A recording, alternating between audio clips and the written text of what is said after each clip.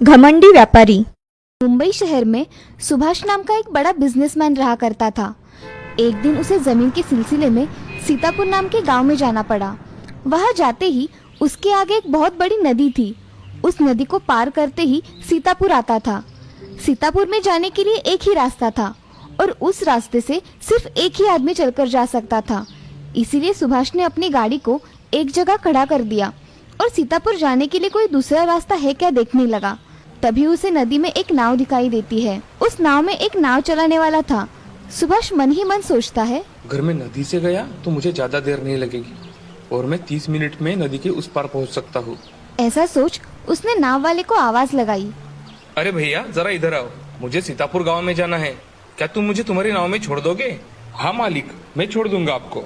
ऐसा कहकर नाव वाले ने उसके पास नाव खड़ी कर दी। सुभाष उस नाव में बैठ गया और नाव को नाव वाला चलाने लगा। तभी सुभाष नाव वाले से कहता है, क्या तुम्हें पता है तुम्हारे नाव में कौन बैठा है? नहीं साहब, मुझे कुछ भी नहीं पता कि आप कौन हैं। अरे तुमने मुझे नहीं पहचाना? मैं इस शहर का सबसे बड़ा बिजनेसमैन हूँ। तुमने मेरी फोटो पेपर में नहीं देखी क्या कभी? अरे साहब, मुझे पढ़ना लिखना नहीं आता। अरे कैसे आदमी हो तुम? तुम्हें पढ़ना लिखना नहीं आता? तुम्हारा क्या फायदा इस दुनिया में आकर? नाव वाला ये बात सुनकर बहुत उदास हो गया और मन ही मन सोचने लगा, क्या मेरा सच में इस दुनिया में आकर कोई फायदा नहीं है? मैं ऐसी जिंदगी जी रहा हूँ। इसी सोच में वो नाव वाला नाव चला रहा था। नाव अब नदी के बीचों बीच आ गई थी। उसके मन में विचार चल ही रहे थे। तभी सुभाष ने उससे बात करना शुरू किया। क्या तुम्हें पता है, ये गांव में आज मेरी मीटिंग है, वो फाइनल हो गई तो मैं यहाँ बिस्लरी की कंपनी खोलूंगा। वो क्या होता है साहब? तुम्हें बिस्लरी पता नहीं है क्या? पानी की बोतल? नहीं साहब, मैंने कभी देखा भी नहीं। क्या तुम सच कह रहे हो? तुम कभी शहर ही नहीं गए? उधर की बड़ी बड़ी इमारतें, रेलवे स्टेशन, स्टॉल पर पानी बोतलों में मिलता है, क्या तुमने कभी नहीं देखा? नहीं साहब, मैं कभी इस गांव के बाहर ही नहीं गया। ये सब आप जो भी बता रहे हैं वो मैंने कभी देखा ही नहीं। क्या बात कर रहे हो? तुम कभी गांव के बाहर ही नहीं गए? नहीं साहब, फिर तुम्हें बिस्लरी कैसे पता होगी? मैं यहाँ कंपनी शुरू करने वाला हूँ। उसमें पानी की बोतलें बनाऊंगा और उसे शहर में बेचूंगा। शहर में सब लोग वही पीते हैं। सच में तुम्हारा क्या फायदा इस दुनिया में आकर? नाव वाला सोच में डूब गया। वो मन में फिर से विचार करने लगा। सच में मेरा इस दुनिया में आकर कोई फायदा नहीं है क्या? ऐसा वो मन में सोच ही रहा था और नाव चला रहा था।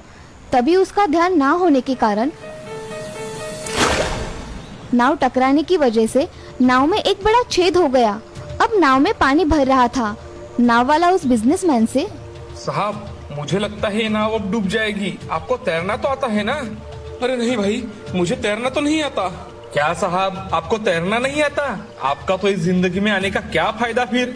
मुझे तो तैरना आता है। साहब, आपका क्या होगा अब? ऐसा बोलते ही सुभाष बहुत डर गया और वो कहीं डूब ना जाए इस डर से वो कांपने लगा और नाव वाले से मिन्नतें करने लगा।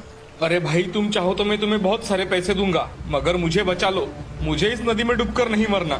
अरे साहब, मुझे आपका पैसा नहीं चाहिए। मुझे तो तैरना आता है और मैं दूसरों को भी किनारे तक ले जा सकता हूँ। ये बात सुनकर सुभाष के मन में एक आशा जाग उठी। तभी वो नाव वाले से, तुम मुझे बचा लोगे ना भाई? मैं तुम्हें विनती करता हूँ, मुझे बचा लो। हाँ साहब, मैं आपको बचा लूंगा। मैं पानी में जाते ही आप मेरे कंधे को कस के पकड़ लीजिए, जिससे मैं आपको किनारे तक लेकर जाऊंगा। ऐसा कहकर नाव वाला पानी में छलांग लगा लेता है और उसके छलांग लगाते ही सुभाष भी उसके पीछे छलांग लगा देता है और अब सुभाष नाव वाले को कस के पकड़ लेता है। नाव वाला अब तैरते हुए किनारे तक आ जाता है और सुभाष को बचा लेता है। तभी सुभाष नाव वाले से, नाव वाले, तुम्हारा बहुत बहुत धन्यवाद। मुझे तुमने बचाकर मुझ पे एहसान कर दिया है। बोलो, तुम्हें क्या चाहिए? मुझे कुछ नहीं चाहिए साहब, मगर आज आप डूब जाते तो? अगर मुझे भी तैरना नहीं आता तो कैसा होता? सभी के पास सब नहीं होता, मगर इस दुनिया में हर व्यक्ति अलग अलग होता है। हर इंसान की अपनी अलग अलग खूबी होती है। आप मुझे कह रहे थे ना कि मेरा जिंदगी में आकर क्या फायदा, तो देख लिए साहब मेरा फायदा। ये सब सुनकर सुभाष की आंखें जैसे चमक ही गई और वो शर्म से नीचे देखने लगा। तभी सुभाष नाव वाले से, नाव वाले, सच में मुझसे गलती हो गई, मुझे माफ कर दो। मैं आज से किसी का अपमान नहीं करूंगा, मुझे क्षमा कर दो भाई। ठीक है साहब, चलो अब आप जाओ गाँव में। ऐसा कहकर नाव वाला और सुभाष रास्ते से गांव चले जाते हैं और बाद में सुभाष अपने घर चला जाता है। इस कहानी से हमें ये सीख मिलती है कि जिंदगी में हमेशा किसी को कम नहीं समझना चाहिए। हर एक की अपनी अपनी खूबी होती है और हमें उसे पहचान कर हमेशा तारीफ करनी चाहिए। जिंदगी में कोई छोटा या बड़ा नहीं होता। एक सुंदरपुर नाम के शहर में